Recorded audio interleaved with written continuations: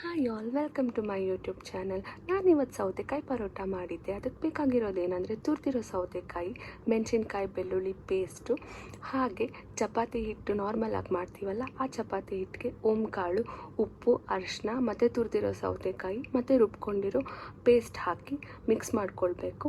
ಆಮೇಲೆ ಮಿಕ್ಸ್ ಮಾಡಾದ್ಮೇಲೆ ಚಪಾತಿ ಹಿಟ್ಟು ಥರ ರೆಡಿ ಆದಮೇಲೆ ಕೊತ್ತಂಬರಿ ಸೊಪ್ಪು ಹಾಕಿದ್ರೆ ಫ್ಲೇವರ್ ಮಾತ್ರ ಸೂಪರಾಗೇ ಬರುತ್ತೆ. ನಾರ್ಮಲಾಗಿ ಚಪಾತಿ ಥರನೇ ಮಾಡ್ಕೊಳ್ಬೋದು, ಎಲ್ಲರಿಗೂ ಇಷ್ಟ ಆಗುತ್ತೆ. ನೀವು ಕೂಡ ಒಂದ್ಸಲ ಟ್ರೈ ಮಾಡಿ ನೋಡಿ. ನಮ್ಮ ಮನೇಲಂತೂ ಎಲ್ಲರಿಗೂ ಇಷ್ಟ ಆಯಿತು. ಇದೊಂಥರ ಸಿಂಪಲ್ ಮತ್ತು ಟೈಮ್ ಸೇವಿಂಗ್ ರೆಸಿಪಿ ಅಂತಲೇ ಹೇಳ್ಬೋದು.